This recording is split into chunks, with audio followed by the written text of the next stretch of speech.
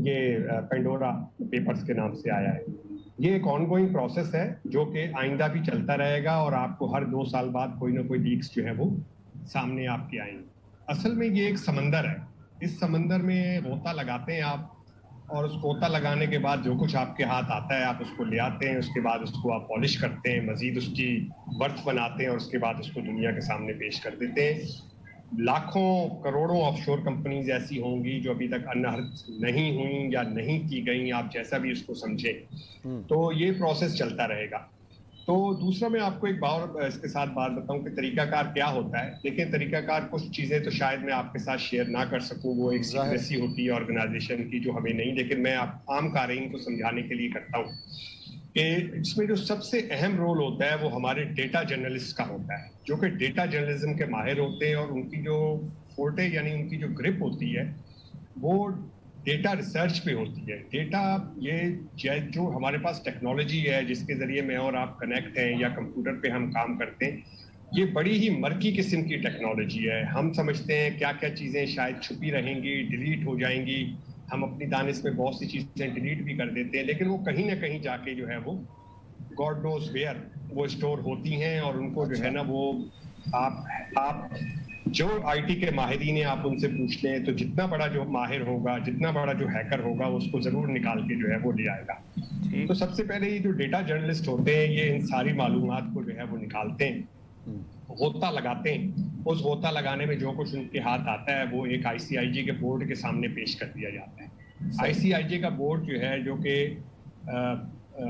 Washington based है जैसा कि आपको पता है, वो पहले इसको एवेल्युएट करता है, एनालाइज करता है कि ये हमारे कितने काम का है कि हम इस पे अपना काम करें तो हमारे लिए ये क्या फायदा होगा। उसके बाद जो रिस्पेक्टिव मेंबर्स होते हैं, जैसे पाकिस्तान को अगर आप ले लें तो पाकिस्तान के हवाले से जो 750 नाम सामने आए, उन नामों की एक फाइल, और उसमें से जो मेजर यानी लोग थे वो लोग के जो कि पब्लिक ऑफिस होल्डर, वो लोग जो रिटायर्ड आर्मी जनरल, वो लोग जो कि बड़े किसी पोजीशन पे मौजूद हैं, उनको फिर हम जो है वो सॉर्ट आउट कर लेते हैं। उसके बाद आईसीआईजे की एक सबसे अच्छी बात ये है, औरिया साहब और उस्मान साहब, कि ये अपना हाथ मुकम्मल साफ रखते हैं। यानी आप इन पे हाथ डालते हुए घबराएंगे, इनके खिलाफ देखें ये 4 लीक्स आ गई हैं और लाखों लोगों के नाम आए और शायद हार्डली कोई इनके खिलाफ कोर्ट में जा सका है, क्योंकि ये जो है वो सारी चीजें जब वो निकालते हैं उसके बाद इनका मौक़िफ़ हर सूरत में लिया जाता है, इनको सवालनामा भेजा जाता है, इनके साथ परसू किया जाता है। जैसे मैं आपको बताऊं कि मेरा पहला तजर्बा क्या था।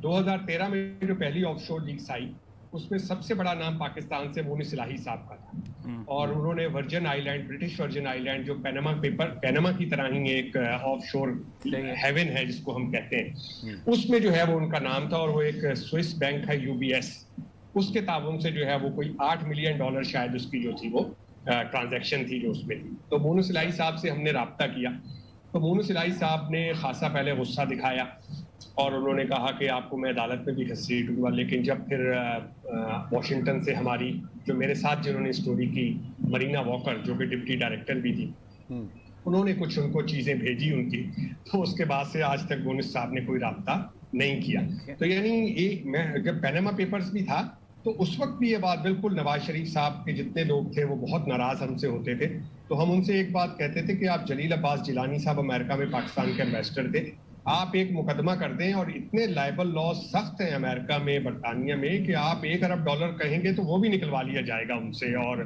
पाकिस्तान की इकॉनमी में भी इंजेक्ट उसको किया जाएगा। लेकिन देखें, अब दूसरी बात जो मैं औरिया साहब आपसे यहाँ शेयर करना चाहता हूँ, जो हमारे आम कारीन हैं या आम नाजरीन हैं उनके लिए, कि ये कोई फर्द जुर्म नहीं है जो आईसीआईजे ने आपके सामने पेश की है, ना ये किसी को मुजरिम ठहराने के लिए काफी है, बल्कि मैं कहता हूँ ये शायद मुलजिम ठहराने के लिए भी काफी नहीं है। हमारी सिर्फ जो जितनी भी स्टोरीज हैं उसमें ये साफ लिखा हुआ है कि this is secret wealth, never we have nowhere we have mentioned it is legal और इलीगल। ये चीजें बात की हैं बहुत। अगर तो पाकिस्तान पे आ जाएं, पाकिस्तान के लॉज के हवाले से, अगर तो हमारे पब्लिक ऑफिस होल्डर्स ने इस चीज को डिक्लेयर किया हुआ है तो वो बिल्कुल साफ है उनके हाथ, वो बड़े आराम से घर बैठ जाए। लेकिन अगर उन्होंने डिक्लेयर नहीं किया हुआ तो 2 चीजें होंगी, या तो चीजें ये होंगी कि नंबर 1 ये होगा कि चूंकि वो पब्लिक ऑफिस होल्डर्स हैं और उनको अपने गोशवारे में ये इलेक्शन कमीशन से जमा कराना था, और वो उन्होंने नहीं कराया, तो आर्टिकल 62F उनके ऊपर अप्लाई हो सकता है इलेक्शन कमीशन की तरफ से, and they can lose their seat. दूसरी चीज उनके साथ ये होगी कि उनका जो केस है वो नैब या एफपीआर या एफबीआई के पास, एफआईए के पास जाएगा, ये डिटरमिन करने के लिए कि इनकी जो मनी है वो इल गॉटन है या ठीक है। तो ये चीजें, बाकी जो आम लोग हैं जो पब्लिक ऑफिस होल्डर्स नहीं है, उनके ऊपर ज्यादा से ज्यादा मुकदमा टैक्स चोरी का बन सकता है। अच्छा, तो आपने खास तौर पे एक बात आपने चला दी कि ये बेसिकली सीक्रेट वेल्थ है, और सीक्रेट वेल्थ का कॉन्सेप्ट जो है जो खासतौर पर ऑफशोर कंपनी बनाई इसलिए जाती हैं कि सीक्रेट वेल्थ हो।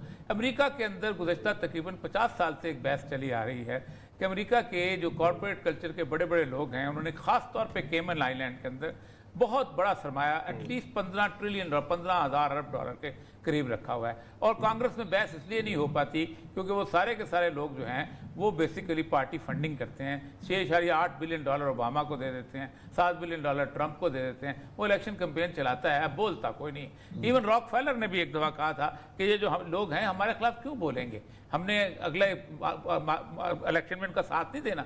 तो ये जो पार्टी फंडिंग जो है ये लोगों को खामोश कर रही है, इन कागजात को भी कहीं खामोश कर देती है आपका जो है।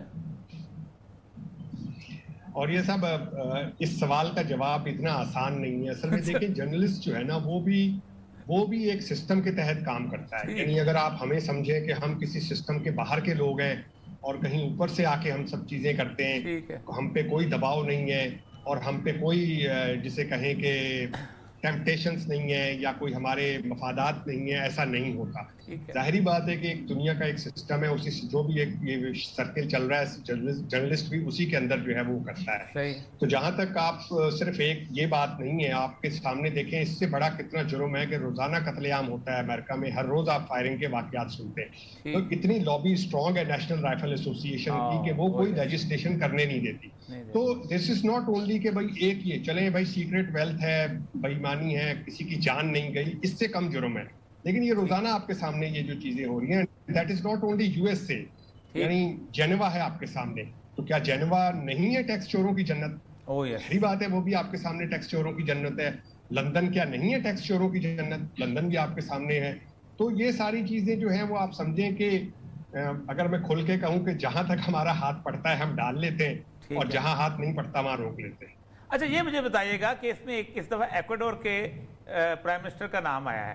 एक्वाडोर के बारे में ये कहा जाता है कि इसने डेट रिटायरमेंट के ऊपर बहुत बात की थी, और बल्कि इसने 88% लोगों का जो है वो डेट जो था लेने से इनकार किया था, और एक डेफिनेशन उन्होंने दी थी कि the debt which has been accrued for the benefit of the few is illegitimate, कि जो चंद लोगों की खुशहाली के लिए कर्जा लिया जाता है वो नाजायज़ है, और 88% उनसे माना था, और लोग IMF को कान से पकड़ के निकाल दिया।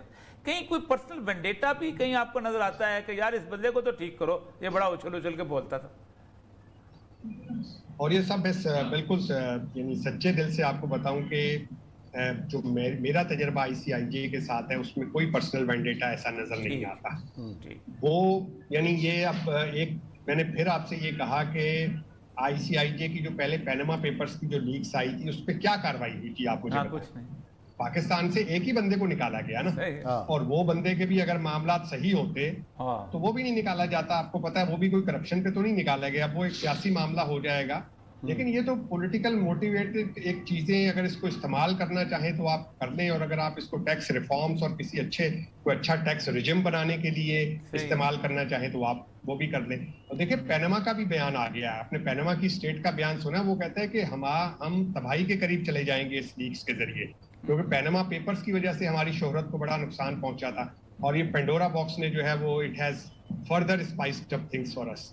तो ये जो सारी चीजें, जाहिर है कि कॉन्स्पिरेसी थ्योरी को कायम करना कोई, यानी इसके पीछे तो मैं नहीं जा सकता। मैं पर्सनली आपसे कहता हूँ कि ICIJ में, और आप उमर को भी जानते हैं, फखर को भी जानते हैं, ये कोई ऐसे वो नहीं है कि पर्सनल वेंडेटा पे किसी तरफ जाए। दुरुस्त बात। चले, बहुत शुक्रिया आमिर लतीफ साहब ने बड़ी